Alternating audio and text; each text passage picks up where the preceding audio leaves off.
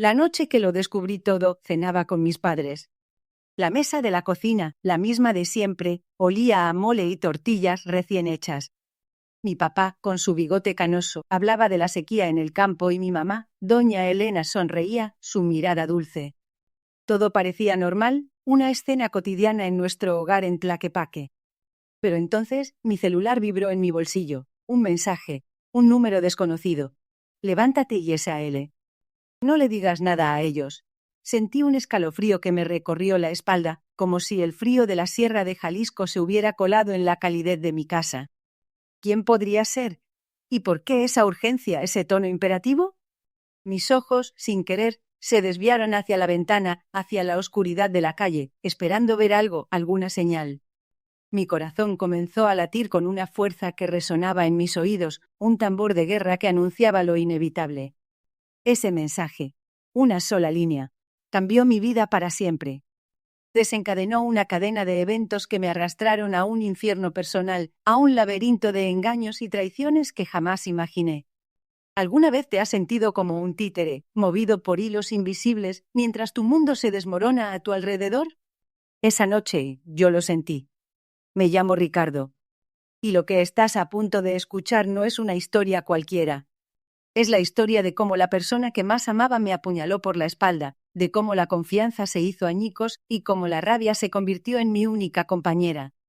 Te prometo que en los próximos minutos entenderás por qué, a veces, la justicia no se encuentra en los tribunales, sino en las sombras, tejiendo su propia telaraña. Esa noche, cuando me levanté de la mesa con una excusa torpe sobre una llamada importante, mi madre me miró con preocupación. ¿Todo bien, mijo? Su voz, tan llena de cariño, casi me hizo dudar. Pero la urgencia en el mensaje era un ancla que me arrastraba. Salí al patio trasero. El aire fresco de la noche me golpeó el rostro, pero no logró disipar la neblina de confusión en mi mente. Otro mensaje llegó, esta vez con una dirección. Un barrio que no conocía, en las afueras de Guadalajara, un lugar donde, según los rumores, solo se movían las sombras. Mi mente gritaba, peligro, pero mi curiosidad, una fuerza incontrolable, me empujaba. La sensación de que algo terrible había sucedido, o estaba a punto de suceder, era abrumadora. ¿Y si era una trampa? ¿Y si era una broma de mal gusto? Pero no había tiempo para dudar. La voz en mi cabeza me decía que cada segundo contaba. Lo que encontré al llegar a esa dirección, en medio de la oscuridad y el silencio cómplice de la noche tapatía, fue una escena que me heló la sangre. Fue el momento exacto en que mi vida se partió en dos, un antes y un después. Fue ahí donde la verdad, cruda y dolorosa, se me reveló, y donde el resentimiento comenzó a echar raíces profundas en mi alma. La persona que me envió ese mensaje, a quien nunca había visto, me esperaba en la penumbra. Su rostro, iluminado por la luz tenue de un farol, parecía el de un fantasma. Lo que me dijo a continuación, con voz apenas audible, hizo que mi mundo se desmoronara. Me reveló una traición tan profunda, tan cruel, que sentí que el aire se me escapaba de los pulmones. Me mostró pruebas irrefutables, evidencias que perforaron mi corazón como dagas. Fue en ese instante, bajo el manto de la noche, con el eco de sus palabras resonando en mis oídos, que la obsesión por la justicia, por la verdad, por la venganza, se apoderó de mí. Mi vida nunca volvería a ser la misma. Lo que ocurrió después, las decisiones que tomé, los límites que crucé, te dejarán sin aliento. ¿Estás listo para adentrarte en la oscuridad conmigo? Porque la verdad a veces es más aterradora que cualquier mentira. La noche del 15 de septiembre, el aire de la Ciudad de México vibraba con un tipo de electricidad diferente, no solo por la inminente celebración del grito, sino por una tensión silenciosa que se había asentado en mi departamento. Mi nombre es Sofía, y esa noche mi vida, la que creía conocer, se desmoronaría por completo. Habíamos decidido cenar en casa de mis padres, una tradición familiar inquebrantable, un refugio de normalidad en medio del caos de mi propia existencia. Mi madre, con su mandil floreado, servía el pozole humeante mientras mi padre, sentado a la cabecera, bromeaba sobre el tráfico infernal de Reforma. Yo intentaba sonreír, asentir, participar, pero mi mente estaba a miles de kilómetros. Desde hacía semanas, una sombra se había cernido sobre mí, una sensación de que algo fundamentalmente incorrecto estaba ocurriendo. No podía precisar qué era, solo una punzada constante en el estómago que me recordaba que la paz era una ilusión. De repente, la vibración de mi celular sobre la mesa interrumpió el murmullo de la conversación. Era un número desconocido. Dudé un instante. Mi madre me miró con una ceja levantada, su gesto habitual cuando sentía que yo estaba demasiado absorta en mi propio mundo. Me disculpé, tomé el teléfono y me alejé unos pasos, fingiendo que era una llamada de trabajo. El mensaje apareció en la pantalla, iluminando mi rostro con una luz fría y distante. Levántate y SAL. No le digas nada a ellos. Mis ojos se fijaron en esas palabras, cada una de ellas taladrando mi cerebro. ¿Quién? ¿Por qué?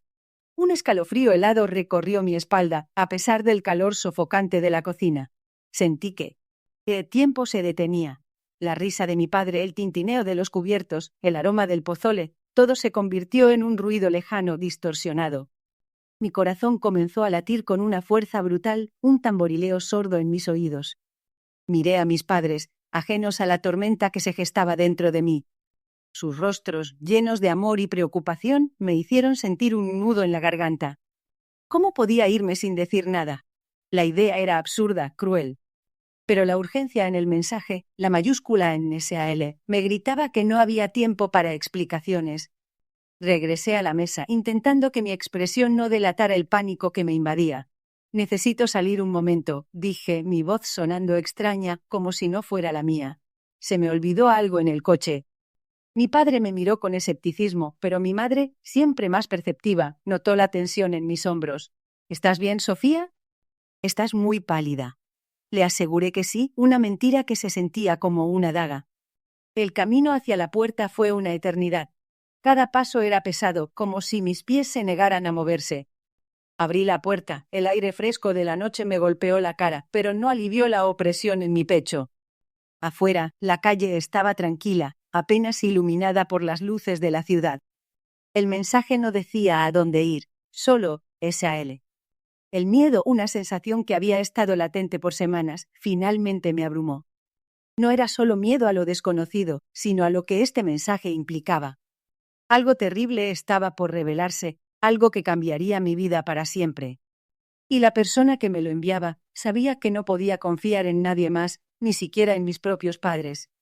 La soledad de ese momento, parado en la acera, bajo un cielo que prometía fuegos artificiales, era abrumadora. Sabía que esta noche marcaría el inicio de mi verdadera pesadilla. Mis padres, ajenos a la carga que ahora pesaba sobre mis hombros, continuaron su cena, sus voces un murmullo distante. Cada fibra de mi ser gritaba que me quedara, que los abrazara, que les contara el terror que me invadía. Pero el mensaje había sido claro: no le digas nada a ellos. ¿Por qué? ¿Qué clase de amenaza era tan grande que ni siquiera mis propios padres, mi refugio, podían saberlo? La incertidumbre era un veneno que se extendía por mis venas, congelando mi sangre. Con un nudo en la garganta, articulé una excusa sobre un dolor de cabeza repentino. Mi madre, siempre atenta, se acercó, su mano suave en mi frente. ¿Estás bien, Dest? Te ves pálida.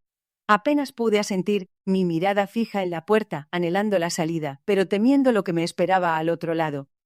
Mi padre, con su pragmatismo habitual, sugirió que descansara en mi antigua habitación. El pozole te espera cuando te sientas mejor, hija. Sus palabras, diseñadas para confortar, solo aumentaron mi angustia. ¿Cómo iba a explicar mi desaparición? El aire de la calle me golpeó, no con el alivio que esperaba, sino con una opresión aún mayor. La vibración de mi celular me sacó de mis pensamientos un nuevo mensaje del número desconocido.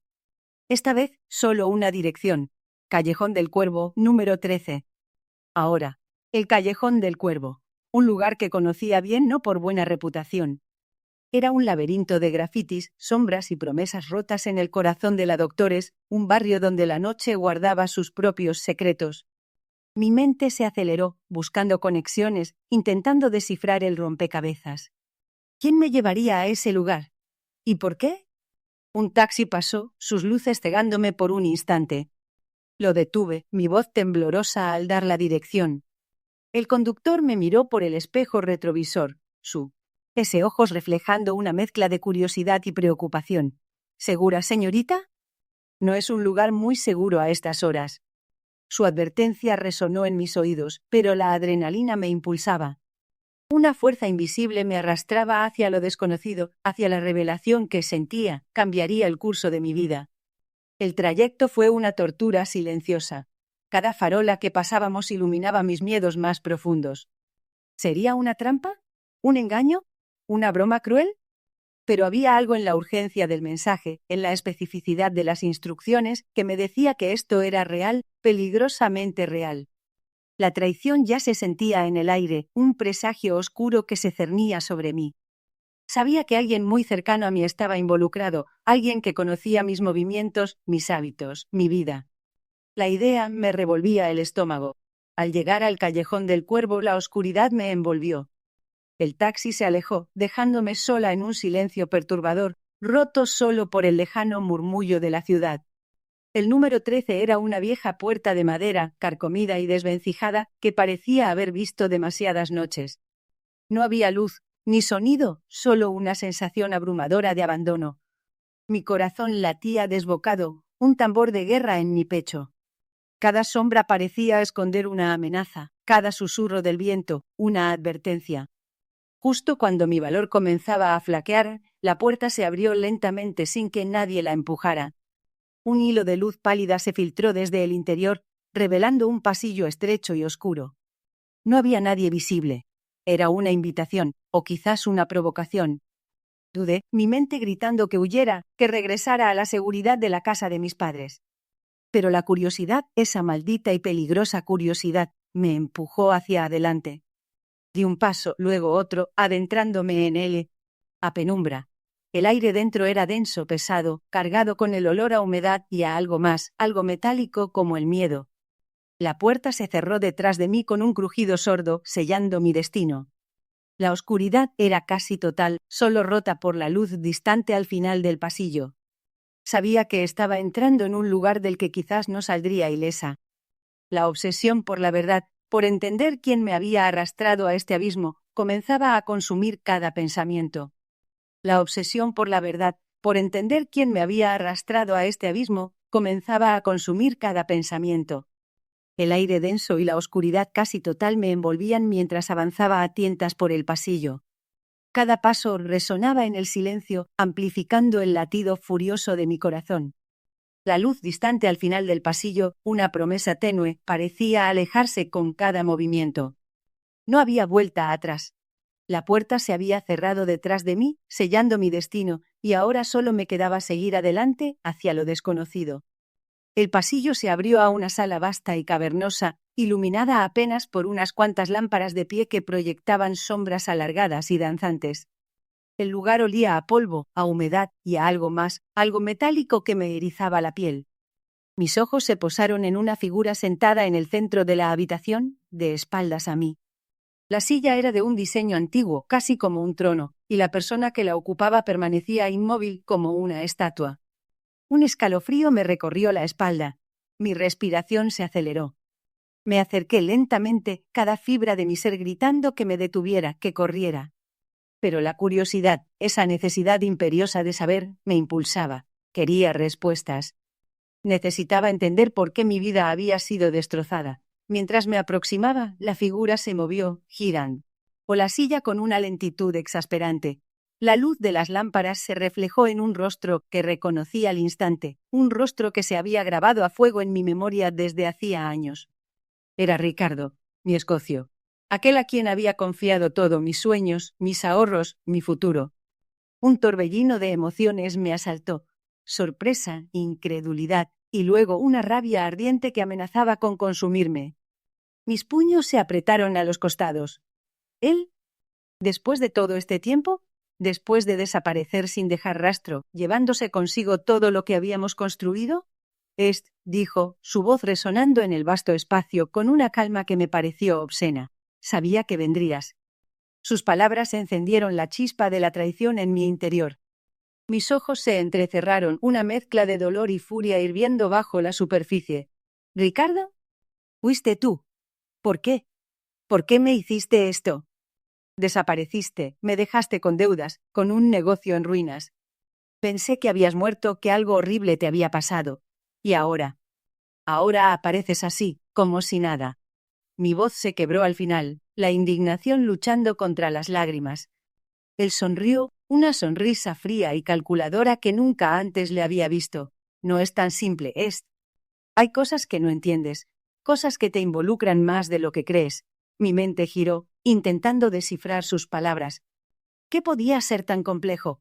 ¿Qué me involucraba? La confusión se sumó a mi ira. ¿De qué hablas? Yo confié en ti, Ricardo. Te di mi lealtad, mi trabajo duro. ¿Y tú me apuñalaste por la espalda? Se levantó de la silla, sus movimientos lentos y deliberados como un depredador acechando a su presa. Caminó unos pasos hacia mí, y la luz reveló el brillo metálico de un objeto en su mano. Era una navaja. Mi corazón dio un vuelco. Retrocedí un paso. La adrenalina inundando mi sistema. La lealtad es un concepto frágil, dijo, su voz ahora un susurro peligroso, y a veces, la traición es la única forma de sobrevivir. O de asegurar lo que es tuyo por derecho. El aire se volvió espeso, cargado de una tensión palpable. La navaja en su mano no era solo un objeto, era una declaración, una amenaza. Mi mente trabajaba a toda velocidad, intentando encontrar una salida, una explicación, cualquier cosa que pudiera dar sentido a esta pesadilla. Pero solo encontraba más preguntas, más confusión, y la certeza de que estaba en grave peligro. ¿Qué quieres decir con asegurar lo que es tuyo por derecho? Pregunté, mi voz apenas un hilo. Mis ojos no se apartaban de la navaja, ni de la mirada gélida en sus ojos. Ricardo, el hombre que una vez fue mi amigo y socio, se había transformado en un extraño, en una amenaza. Y esa revelación, esa traición personificada, dolía más que cualquier herida física. La obsesión por la verdad ahora tenía un rostro, y ese rostro era el de Ricardo. La venganza comenzaba a gestarse en lo más profundo de mi ser. La revelación de Ricardo, su traición descarada, se había incrustado en mi mente como una astilla envenenada. No era solo la indignación, era una rabia fría, metódica, que me consumía por dentro. La venganza no era un impulso fugaz, sino una necesidad vital, el único camino para restaurar el equilibrio que él había destrozado. Cada detalle de su engaño, cada mentira que había creído alimentaba esa llama. Estaba en un punto de no retorno, y no iba a ceder. Mis días se transformaron en una cacería silenciosa. Cada conversación, cada mensaje, cada movimiento de Ricardo era analizado con una frialdad quirúrgica. Necesitaba pruebas irrefutables, no solo para mí, sino para desmantelar su fachada ante todos. La idea de confrontarlo sin la artillería pesada me parecía ingenua, casi un suicidio. Sabía que Ricardo era astuto, un manipulador nato, y que subestimarlo sería mi perdición. La primera pieza del rompecabezas apareció en un lugar inesperado, una conversación grabada. Era de una colega, Laura, que había trabajado con Ricardo en un proyecto anterior. Ella había notado algo extraño, una serie de transacciones sospechosas que no cuadraban. Al principio lo había desestimado como errores contables, pero mi persistencia la hizo revisar sus archivos. Lo que encontró fue un rastro digital de desfalco, un esquema complejo que Ricardo había orquestado para desviar fondos de la empresa. No solo me había traicionado a mí, sino que había robado a la misma gente que confiaba en él. La magnitud de su depravación me heló la sangre. Con esa información en mano, la obsesión de se intensificó. Necesitaba más. Necesitaba la conexión directa entre él y la amenaza que me había sacado de la cena con mis padres. La navaja, la mirada gélida, no podían ser solo un arrebato de ira. Había algo más profundo, algo premeditado. La respuesta llegó en forma de un antiguo empleado, un hombre llamado Miguel, que había sido despedido injustamente por Ricardo años atrás. Miguel guardaba un resentimiento profundo y mis preguntas lo hicieron desenterrar secretos que había jurado llevarse a la tumba. Miguel me entregó una memoria USB diminuta, cubierta de polvo. Ricardo era muy paranoico, me dijo con voz ronca. Siempre grababa sus conversaciones, por si necesitaba algo contra alguien. Decía que era su seguro de vida. Mis manos temblaban mientras la conectaba a mi computadora. Lo que escuché me dejó sin aliento. Era la voz de Ricardo, clara e inconfundible, planeando mi desaparición con un tono escalofriante de indiferencia. Hablaba de la noche del 15 de septiembre, de cómo sabía que estaría en casa de mis padres, de cómo el mensaje anónimo era parte del plan. Mencionó a un contacto que se encargaría de todo, un hombre con poca moral y mucha necesidad. La sangre me hirvió en las venas. No era solo una traición profesional o personal. Era un intento de destruir mi vida, de eliminarme por completo. La ira que había estado latente y controlada explotó dentro de mí. Las palabras de Ricardo, frías y calculadoras, resonaban en la habitación. Quiero que sufra, que sepa lo que es perderlo todo, antes de que desaparezca para siempre. Su voz se deleitaba en la crueldad, en la idea de mi sufrimiento. Con la grabación en mi poder, sentí una oleada de poder. No era el poder de la venganza ciega, sino el de la justicia inminente. Ricardo había subestimado a Est. Pensó que me quebraría, que me escondería. Pero cada una de sus acciones solo había fortalecido mi determinación. Ahora tenía las pruebas, las piezas que conectaban su traición financiera con la amenaza personal. Tenía su propia voz incriminándolo. El juego había cambiado. Ya no era una víctima, sino la cazadora. Y la presa no tenía idea de lo cerca que estaba.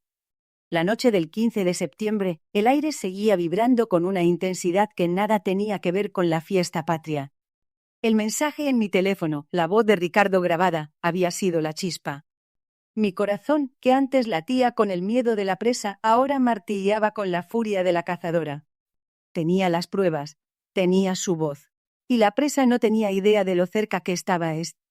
Ricardo había caído en su propia trampa, subestimando mi determinación. Pensó que su silencio me doblegaría, que su ausencia me haría desistir. Pero cada día de su desaparición, cada noche de insomnio, solo había alimentado mi obsesión. La justicia no era ya una opción, era una necesidad visceral.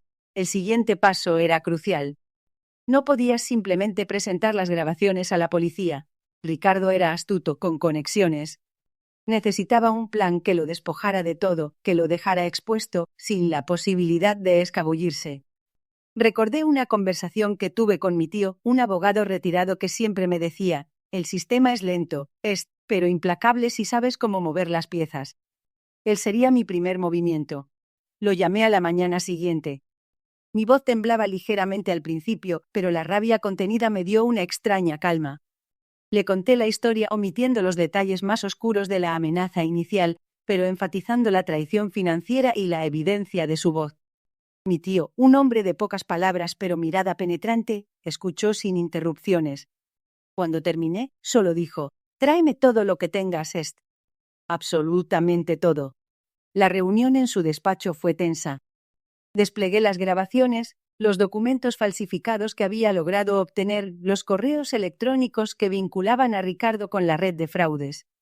Mi tío, con sus lentes de lectura apoyados en la point de la nariz, revisaba cada papel, cada archivo de audio, su rostro impasible.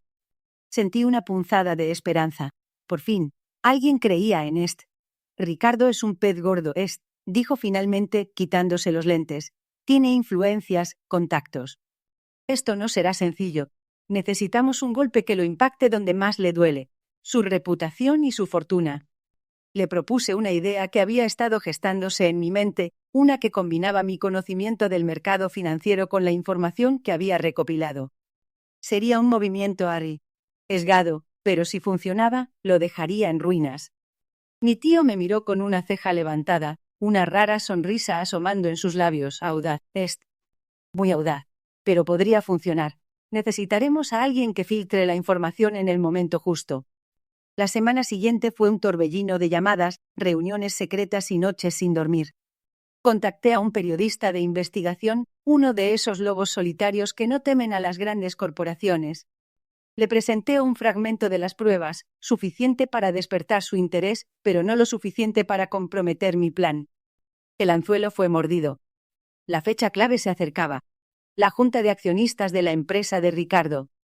Ese sería el escenario de la confrontación final. Mi tío había preparado la demanda legal, lista para ser presentada en el momento exacto. Yo, por mi parte, tenía un as bajo la manga, una última pieza que aseguraría su caída. La noche anterior, mientras preparaba los últimos detalles, recibí un mensaje anónimo. «Cuidado, Est. Ricardo sabe que estás moviendo hilos». Un escalofrío me recorrió la espalda, pero no era de miedo. Era la confirmación de que estaba cerca. La presa había olido al cazador. El día de la junta el ambiente en el edificio era de falsa calma. Ricardo, con su sonrisa arrogante, saludaba a los accionistas, ajeno a la tormenta que se avecinaba. Yo estaba sentada en la última fila, mi corazón latiendo con fuerza, pero mi mente clara. Cuando el periodista hizo su pregunta, una bomba disfrazada de inocente consulta, la expresión de Ricardo se congeló. El juego había terminado. La venganza de estaba a punto de servirse. La sala de prensa en el WTC se había transformado en un hervidero. El rostro de Ricardo, antes impasible, se había contorsionado en una mueca de incredulidad, luego, de furia contenida.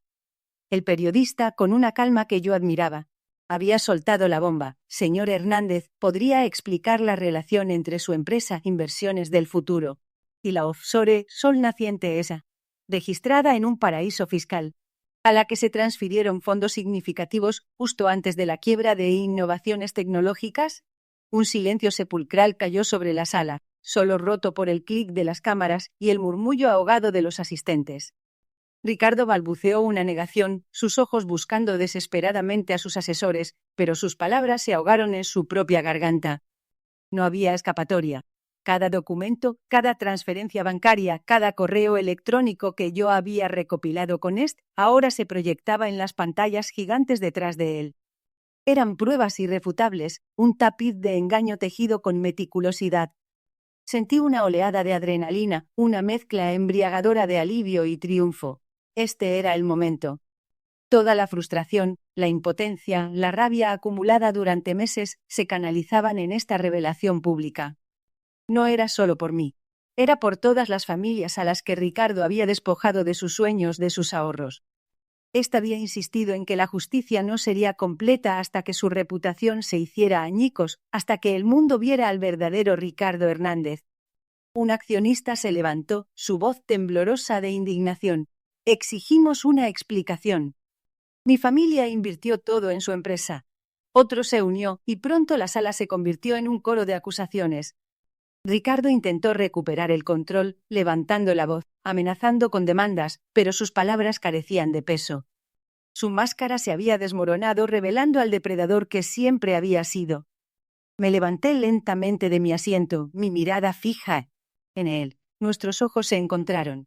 Por un instante vi un destello de reconocimiento, una chispa de terror en los suyos. Sabía que era yo. Sabía que mi venganza se había consumado. No había necesidad de gritos ni de confrontaciones directas. La verdad, expuesta ante el mundo, era mi arma más potente. La justicia, aunque lenta, había llegado. Las autoridades intervinieron poco después, llevándose a Ricardo para interrogarlo. La noticia se esparció como pólvora por los medios, un escándalo que sacudió los cimientos del corporativo. Me sentí vacía, pero no de una forma negativa. Era la quietud que sigue a una tormenta, la calma después de una batalla encarnizada. Me había ayudado a canalizar mi dolor en algo constructivo, en una búsqueda implacable de la verdad. Los días siguientes fueron un torbellino de declaraciones a la prensa, reuniones con abogados y la lenta reconstrucción de mi vida. Había recuperado mi voz, mi dignidad. La empresa de Ricardo colapsó, sus activos fueron congelados, y las víctimas comenzaron a ver una luz al final del túnel. Una tarde, mientras observaba el atardecer desde mi balcón en la Condesa, recibí un último mensaje de misión cumplida. Que encuentres la paz que mereces. No había nombre, solo un número. Nunca más volví a saber de ella. Se desvaneció tan misteriosamente como había aparecido, dejando tras de sí un rastro de justicia y una lección inolvidable. Aprendí que la venganza no siempre es un acto destructivo. A veces es el camino para restaurar el equilibrio, para sanar heridas profundas. La obsesión que me consumió se transformó en una búsqueda de la verdad, y la traición que sufrí me hizo más fuerte. Ahora, cada vez que veo un titular sobre la caída de un imperio corrupto, recuerdo a y la noche en que un mensaje anónimo cambió mi vida para siempre, no para destruirla, sino para forjarla de nuevo. La cicatriz de la traición permanecerá, pero también lo hará la fortaleza que encontré al enfrentarla. Mi historia, la de y la mía, había llegado a su fin, pero el eco de esa noche resonaría siempre. El silencio en la sala de la corte era ensordecedor, solo roto por el golpeteo de mi propio corazón. Miré a Raúl, su rostro pálido y sudoroso, la arrogancia de antes completamente desvanecida. La jueza finalmente habló, su voz resonando con autoridad. Cada palabra era un martillo que golpeaba el último clavo en el ataúd de su libertad. Culpable. La palabra se sintió como una liberación, un bálsamo para las heridas abiertas que había cargado durante tanto tiempo. El aire en mis pulmones se sintió más ligero, como si una carga invisible hubiera sido levantada de mis hombros. Afuera del juzgado, la luz del sol me pareció más brillante, el bullicio de la Ciudad de México, el claxon de los taxis, el aroma a tacos de suadero, todo se sentía diferente. Mi madre me abrazó, sus lágrimas empapando mi hombro. «Lo lograste, mi amor», susurró, su voz quebrada por la emoción. Mi padre, usualmente estoico, me dio un apretón en el brazo, una señal de orgullo que valía más que 1000 palabras. No había sido fácil. Cada paso de este camino había estado lleno de obstáculos, de momentos en los que quise rendirme, en los que la oscuridad amenazó con consumirme. Recordé la noche en que recibí ese mensaje críptico, la cena con mis padres, la sensación de pánico que me invadió. Esa noche fue el catalizador, el punto sin retorno. La obsesión por la justicia me había consumido, cada fibra de mi ser enfocada en desenterrar la verdad. Hubo noches sin dormir, días interminables buscando pistas, enfrentando a persona, ese que no querían hablar. El resentimiento que había sentido al principio, la amargura por la traición, se había transformado en una determinación inquebrantable. La confrontación con Elías, su confesión, había sido un punto de inflexión. Ver su arrepentimiento, aunque tardío, me dio una perspectiva diferente. La venganza ya no era el motor principal. La búsqueda de la verdad y la justicia se había vuelto mi único objetivo. Entendí que la venganza por sí sola no trae paz. Solo la verdad puede sanar. Mirando hacia el cielo azul, sentí una extraña sensación de melancolía. La justicia había llegado, pero a un costo. Mi inocencia, mi fe en la bondad de las personas, se había roto en 1000 pedazos. Había visto el lado más oscuro del alma humana, la capacidad de engaño y crueldad. Sin embargo, también había descubierto mi propia fuerza, una resiliencia que nunca supe que poseía. Había aprendido que la vida, como un buen mole poblano, tiene capas de sabor. Dulce, picante, amargo, pero al final, satisfactorio. El camino hacia la recuperación sería largo. Las cicatrices emocionales permanecerían, un recordatorio constante de lo que había vivido. Pero ahora que esas cicatrices no eran solo marcas de dolor, sino también de supervivencia. Eran el testimonio de una batalla ganada. Había perdido mucho, pero había ganado mi libertad, mi dignidad y, lo más importante, la paz. Este no era el final de mi historia, sino el comienzo de un nuevo capítulo, uno donde yo, y solo yo, escribiría el desenlace.